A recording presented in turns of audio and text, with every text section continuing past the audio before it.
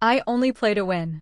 Why did she come back now after all these years, like she'd been waiting for the exact second my mother got tired? Why did my father sit there so straight, like he was in a board meeting, when he was actually ripping a family in half? Why did the woman who used to be his first love smile like she was doing us a favor? Why did my mother, the kindest person I've ever known, ask for the one thing they could take away easiest? And why did I feel my own smile show up before my tears did, like my body already knew the only way to survive this was to get strategic? Was my dad really ready to trade a 17-year marriage for a memory? Was that memory really here for love, or for a seat at the table, a last name, a lifestyle, and a clean rewrite of the past? And if I stayed, would I be crushed, or would I become the thing they couldn't erase? My name is Sophie Hart. I'm 20, technically an adult, old enough to vote, old enough to drink, old enough to be told I should understand, and still young enough that people assume I'll accept whatever the grown-ups decide. They think young means soft. They think daughter means bargaining chip. They got the first part wrong.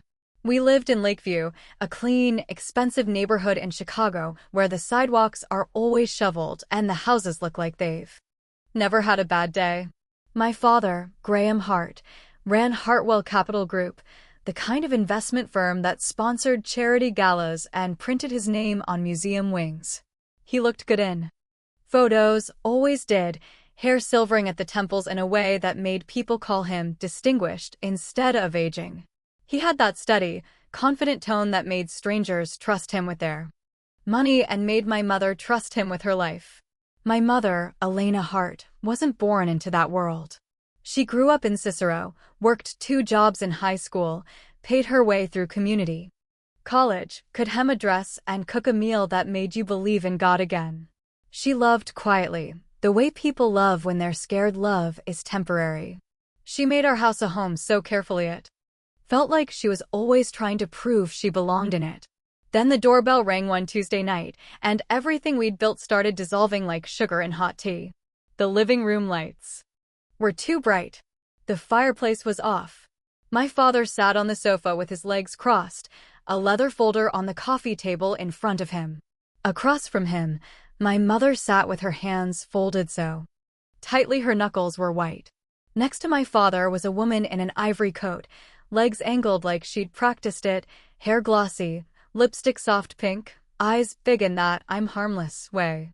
She stood when I walked in, like she owned manners and the house came with them. "I'm Vivian Cross," she said, voice warm, smile gentle, like she was introducing herself at brunch. "Sophie, right? You've gotten so tall." I froze in the doorway because I'd never seen her in person, but I'd seen her everywhere else, in the way my father's voice changed when he talked about the past, in the way my mother went quiet when a certain song came on, in the way our family photos never included the years before my mom. My father didn't stand. He didn't look ashamed. He looked ready. "Sophie," he said, calm. "Come sit." My mother's eyes darted to mine like she was reaching for a life raft. "Elena," Vivian said softly, turning toward my mom with that practiced compassion. "We don't have to make this ugly." My mother's lips trembled. "Graham," my mom whispered. "I don't need anything, I just want Sophie with me." I felt my stomach drop so hard it was like my body forgot how to breathe. Vivian's brows lifted, sympathetic in a way that made my skin crawl. "Elena, come on," Vivian said, gentle as a lullaby. "Sophie has a better future with Graham. Don't be selfish. Think about her." My father's eyes flicked to Vivian with approval, like she'd just said something smart in a meeting. My mother started crying harder. I stepped forward and took my mother's hand, squeezing it like I could transmit sense through skin. "Mom," I said under my breath, teeth clenched. "Are you serious right now?" She looked at me shocked. "Mom," I whispered, furious and terrified at the same time. "If they're pushing you out, you don't just ask to take me like I'm a suitcase. You ask for money. You ask for assets. You ask for everything you earned." My mother blinked, like the word money was a foreign language. "Sophie," she whispered, "you're my daughter." I leaned in closer so Vivian couldn't hear me clearly. "And you're my mother," I hissed. Which is why I'm telling you to stop being noble and start being safe. My mom swallowed. What about you? She whispered. I stared at her like she'd asked if the sky was blue. I stay, I said, voice low, steady. I stay and I keep the title and I keep the access and I keep the leverage. I'll take his guilt and his money and I'll funnel it straight to you until you never have to ask anyone for anything again. My mother's eyes widened. That's smart, I cut in. And I'm done pretending smart is rude. I straightened up and turned toward my father. Dad, I said brightly, like I was walking into a birthday party. Can we talk for a second about the divorce package for my mom? My father's mouth twitched. Package, he repeated, amused. Go ahead. Vivian shifted slightly, still smiling, but her fingers tightened around her clutch. I took a breath and smiled wider. First, I said, crisp. The condo on the Gold Coast. The one Mom decorated herself. Gets signed over to her. My mother inhaled sharply. Second, I continued, a minority equity stake in Hartwell Capital Group. Nothing crazy. Let's say 12%. ***. Vivian's smile flickered like a light bulb. My father's eyes sharpened. And third, I added, a clean $10 million in liquid assets. Silence landed like a brick. My mother's hand trembled in mine. Vivian recovered first, of course. Sophie, she said softly, you're young. You don't understand how companies work. Equity affects employees, investors. I turned my head and looked at her like she was a stranger who'd walked into the wrong room. Vivian, I said pleasantly, my parents are negotiating a divorce settlement. You're not a party to it. You're a guest. Her cheeks flushed. My father lifted one hand slightly. Vivian, he said, calm but final. Let me handle this. Then he looked back at me. The condo and cash are doable, he said, voice even. But 12% is excessive. I crossed my arms. No, I said. His eyes narrowed. No, he echoed. I nodded. No, I repeated. 12% is the floor. My father leaned back, studying me like he was trying to figure out where I learned to fight. Why do you think you get to decide that? He asked. I stepped forward, steady. Because Mom gave you 17 years, I said. And because public perception matters, and because if word gets out that you dumped your wife the second your first love came back, your family brand collapses, and your investors will panic. Vivian's jaw tightened. My father's nostrils flared. You're threatening me, he said quietly. I smiled. I'm informing you, I said. There's a difference. The air crackled. My mother made a small sound, like she wanted to pull me back. I didn't let go of her hand, but I didn't step back either. Then my father surprised me. He laughed. Not a warm laugh. A calculated one. Fine, he said. 12%. My heart skipped, not with relief but suspicion. And the condo, he added. And the cash. He paused, watching me. But I have one condition. There it was. I kept my face neutral. What condition? I asked. He pointed at me. You stay, he said. My mother jerked, instantly protective. No, she snapped. Voice suddenly strong. I don't need the money. I just want my daughter. I squeezed her hand harder, a silent please. Mom, I said quickly, soft but urgent. Listen to me. My mother shook her head, tears spilling. Sophie, no. I leaned in, eyes locked on hers. Mom, I said, steady. You take the money and you leave. You get space. You get freedom. You get your life back. She stared at me, shaking. And you, she whispered. I stay, I said again, firmer. I stay because Dad feels guilty and guilty men pay. I stay because if I'm in this house, they can't pretend. You never existed. My mother's breath hitched. And I stay, I added, voice dropping, because if Vivian thinks she's walking into a fairy tale, I'm about to turn it into a survival show. My mother blinked at me like she didn't recognize me. Then, slowly, she nodded. She turned to my father, trembling. I'll sign, she whispered. But Sophie stays by choice, not because you own her. My father's expression didn't change, but his eyes flicked with satisfaction. Of course, he said. Sophie is family. Vivian smiled again, relieved too early. The paperwork moved fast. After that, my father's lawyers were efficient in a way that felt almost cruel. By the end of the afternoon, my mother was officially a wealthy divorced woman with a Gold Coast condo, cash, and a chunk of Hartwell equity. At the front door, she hugged me so hard I felt her ribs. "Call me," she whispered. "Anytime." I hugged her back and whispered into her hair. "I'm going to drain him," I said. "I'm going to fund your entire rebirth." My mother let out a sob that was half laughter, half disbelief. The door closed behind her, and suddenly the house felt like a museum after closing hours. Vivian took a slow look around the living room like she was scanning inventory. "Well," she said sweetly, "it's just us now." My father stood and straightened his sleeves like he'd just wrapped up a transaction. Vivian turned to me, smile soft. "Sophie," she said, "I know this is hard, but I want us to be close. We're going to be a family." I blinked. Then I smiled. Wide and polite. "Okay," I said. "Cool." She exhaled like she'd won. That night, she cooked. It was impressive visually. Salmon in a glossy sauce, roasted vegetables arranged like a magazine. Photo, a soup that smelled expensive. Vivian placed a plate in front of me, beaming. "I made this for you," she said. "I heard you like salmon." I looked at it and felt absolutely nothing. I put my fork down, pulled out my phone, opened DoorDash, and ordered a truffle pizza with extra cheese and a sashimi platter that cost more than Vivian's whole grocery run. Vivian's smile froze.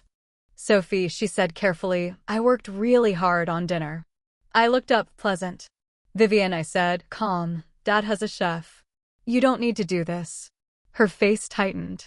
"And also," I added, "your palate and mine don't match." My father walked in at that moment, saw the takeout order on my screen, and frowned. "Sophie," he said, warning in his voice, "don't disrespect Vivian." I shrugged. "If you like her food," I said, "sweet, eat more of it." My father sat, took a bite of salmon, chewed, and hesitated. "It's fine," he said finally. "But yeah, we'll let the chef handle meals." Vivian nodded, but her eyes looked like they could cut glass. My takeout arrived. I ate in front of her like a slow, elegant protest. The next morning, I found Vivian doing what all replacement queens do, redecorating like she could erase the old regime with beige curtains. "Change these drapes," she told the housekeeper. "They're too dated." "This vase looks cheap," she added. "Replace it."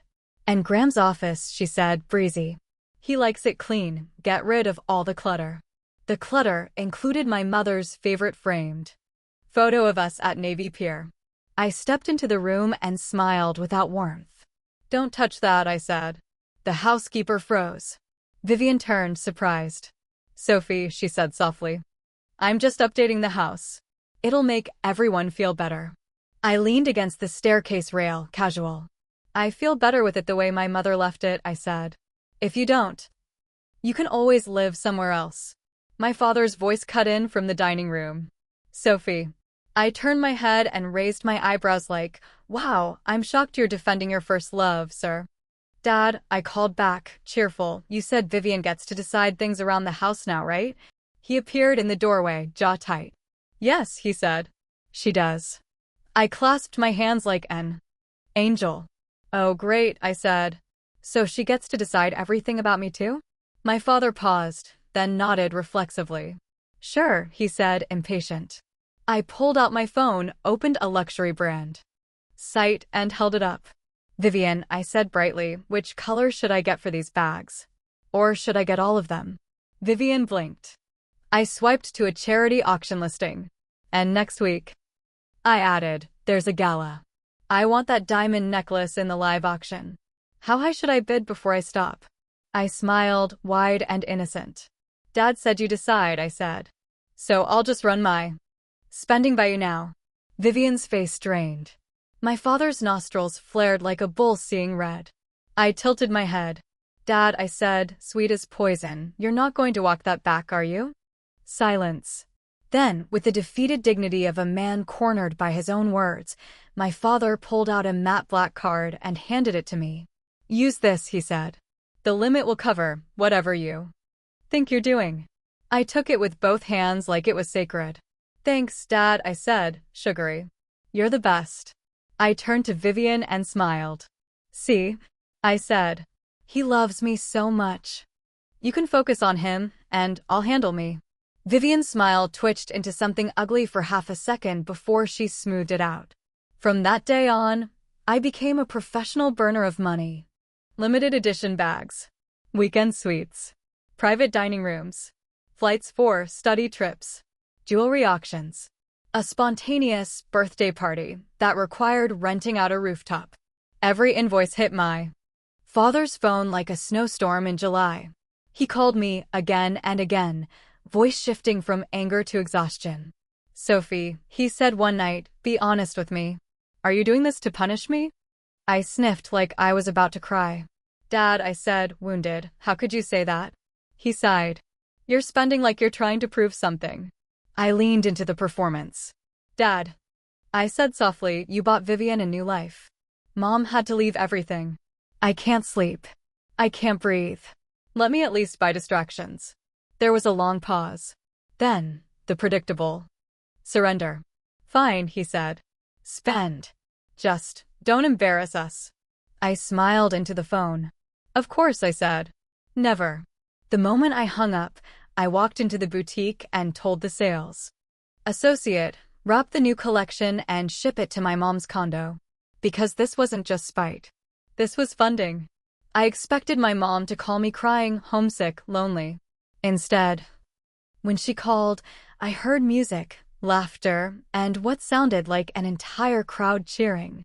Sophie, my mom shouted over the noise, the signal's bad. Can you hear me? I stood in my bedroom. Stunned. Mom, I said slowly, where are you? At my new place, she said, voice sparkling. My new business. I blinked. You're what? She laughed. Baby, she said, you were right. Gorgeous young men everywhere? Fantastic. I nearly dropped my phone. What, I said, did you do? She texted me a location. I told the driver to go. The sign outside made my eyes hurt. A neon pink logo that read Sugar and Self with a little heart and a halo. Inside, I froze. It wasn't sleazy. It was cozy.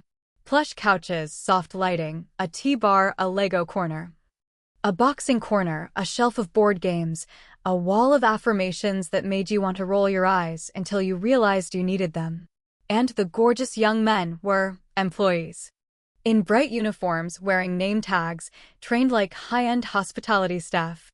A glamorous, middle-aged woman sat in a velvet chair while two guys fussed over her like she was royalty. One fed her a cupcake, the other sang an old love song like he meant it. My mother, Elena, stood at the center like a conductor, clipboard in hand, radiating power I'd never seen in her in that house. Kai, she called. Table 3 is panicking about her divorce attorney. Go talk her down. Evan, she said, Table 5 wants to scream at her ex without actually calling him. Take her to the boxing corner. Rowan, she added, Table 7 is stressed about her kids' grades.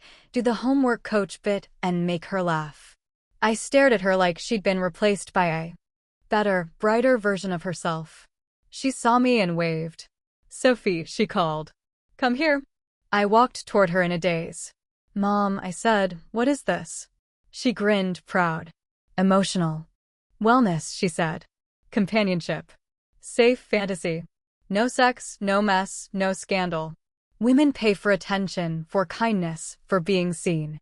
She leaned in, eyes sharp. And most importantly, she added, they pay for a space where they're not someone's wife and not someone's mother. They're just themselves. My throat tightened. And you, I said, just built this. My mother lifted her chin. I built this, she said, because I'm not dying quietly in someone else's story. That's when I realized something that made me feel both proud and stupid. My mother wasn't naive. She was contained. And now she was free. The business exploded. Women with money, women with power, women with stress and loneliness and rage, women who had been swallowing their emotions for decades, poured in like they'd been waiting for someone to offer them oxygen. Vivian tried to sabotage it. First, she tried to poach staff. She offered triple wages to my mom's two most popular Characters, the brooding intellectual type and the golden retriever type. She tried to lure them to a new elite club funded by a socialite who loved gossip. My mom didn't flinch. She showed me a folder. "Sophie," she said, casual, "look." It was a plan. Career tracks, education funds, business equity for core staff, mentorship connections through her wealthy clients. "She can offer money," my mom said. "I can offer futures." Her staff laughed Vivian out of the room. Then Vivian tried smear tactics. A local gossip account posted blurred photos and insinuations. Rich wives gone wild, toy boys, secret vice den, the kind of article that let people fill in the worst assumptions on their own. I stormed into my mom's office, furious. "Mom," I said, "we have to respond. We have to sue. We have." My mom held up a hand, calm. "No," she said. "We don't chase flies. We let spiders do their job." Her phone started ringing. One client was a media executive. Another was married to a lawyer with teeth. Another controlled a marketing budget that could bury a company with a single decision. In less than a day, the gossip post vanished. The account got permanently suspended. The PR firm behind it issued a public apology blaming an intern mistake. And the best part? The scandal made my mom more famous. Her bookings tripled. Her membership waitlist stretched out for months. Back at the Hart House, my father started hearing about my mother everywhere. At a fundraiser, a partner slapped his shoulder and laughed. "Graham," he said, "your ex-wife is a genius. My wife goes to her place and comes home happy. I'm not even mad she's spending money anymore. I told her to book weekly." I watched my father's smile hold like a mask that was cracking. Vivian's social standing collapsed. She couldn't compete with my mother's influence because my mother wasn't just serving fantasies, she was serving relief, confidence, and community. Vivian tried harder at home. She tried to become the lady of the house, but even the staff quietly resisted. The chef politely blocked her from the kitchen. The housekeeper mysteriously forgot her curtain requests.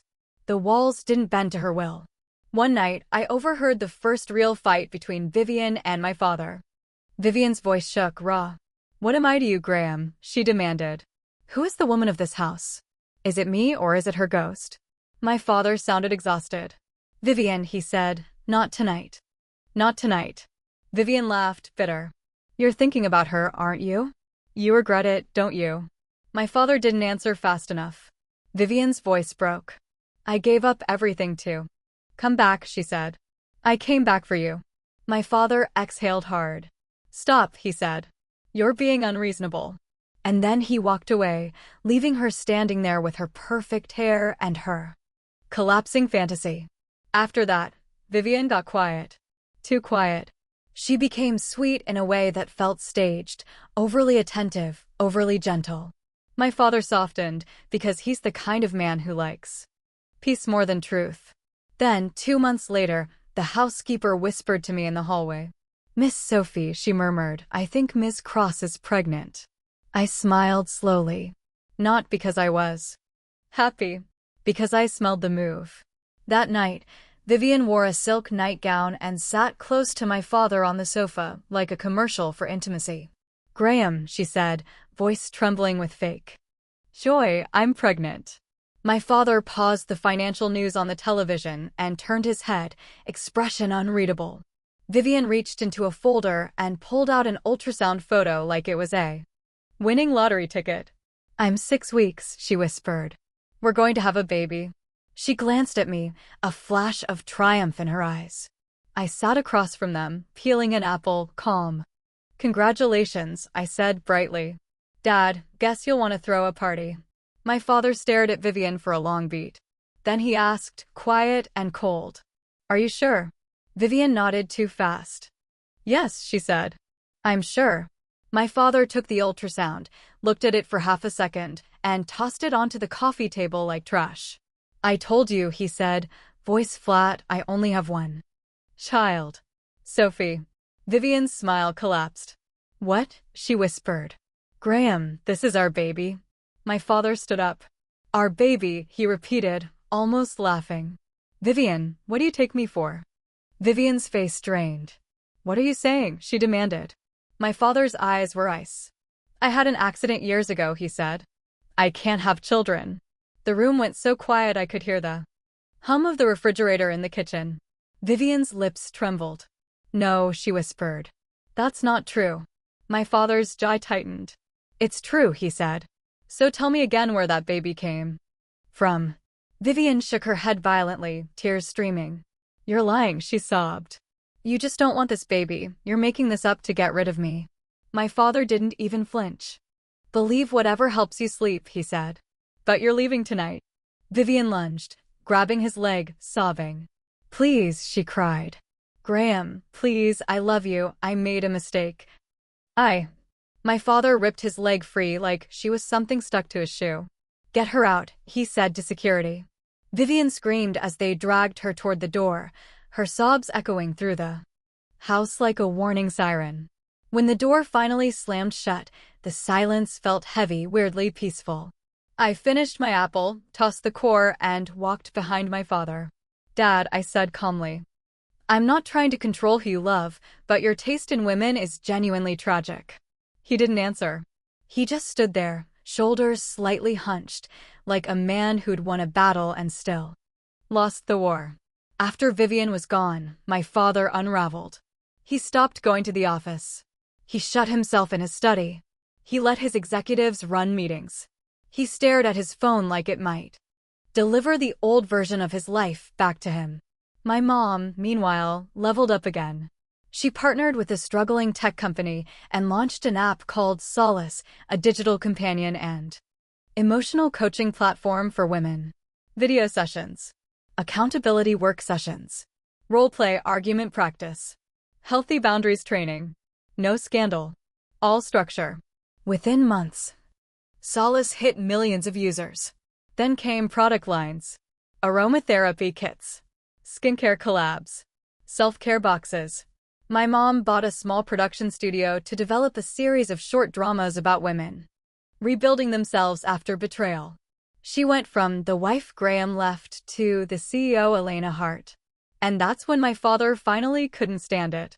At a major charity gala in downtown Chicago, under chandeliers and camera flashes, he saw her. My mother stood in a custom gown, calm and radiant, surrounded by investors and celebrities like she belonged there more than anyone else. My father stared like he'd never met her. Like he'd spent 17 years looking at a diamond through dirty glass and only now realized it was a diamond. After the event, he grabbed my wrist. Sophie, he said, voice rough, take me to her. I looked at him, amused. Dad, I said, light, you're Graham Hart. You need me to introduce you to someone. His eyes flickered with shame. He started. I cut him off, gentle but brutal. Mom's busy, I said. She's busy being happy. You don't have a calendar slot anymore. He tried anyway. Flowers sent to her office. Jewelry delivered to her assistant. Notes written in that careful handwriting he used for apologies. My mom didn't scream. She didn't rage. She just redirected. Thank Mr. Hart, her assistant would say, but Miss Hart has different preferences now. Then came the day that finalized it. The day my mother's company rang the opening bell. On the stage, my mother stood with executives and partners, cameras flashing, the whole room roaring with applause. My father showed up late, pushing through the crowd like a man chasing a train. He reached her near the edge of the celebration. Eyes red, voice cracking. Elena, he said. I was wrong. I was blind. Can we start over? I stepped forward, ready to slice him with a sentence. My mother lifted a hand slightly, stopping me. She smiled at my father, polite, distant, calm. Graham, she said softly, I don't hate you. My father's face crumpled with hope. My mother's eyes stayed clear. I'm grateful, she continued. If you hadn't let go, I might never have realized how big my life could be without you. His breath hitched. He tried again. Elena, he whispered, please. My mother took a small step back. I only move forward, she said, voice gentle and final. I don't go back. Then she turned to me, her smile suddenly bright, playful. Come on, she said. I want you to meet someone. I blinked. Mom, I muttered, I'm in college. She laughed. All the more reason, she said. You've got time to choose well. We walked away together, my arm linked with hers. Behind us, my father stood still in the crowd, surrounded by noise and light, looking like a man who'd finally understood the cost of his own decisions. And if you're wondering whether that was the end, whether Vivian disappeared into the night and never came back, whether my father learned his lesson and quietly accepted defeat, whether my mother never once looked over her shoulder, ask yourself this. Do people like Vivian quit when they lose once?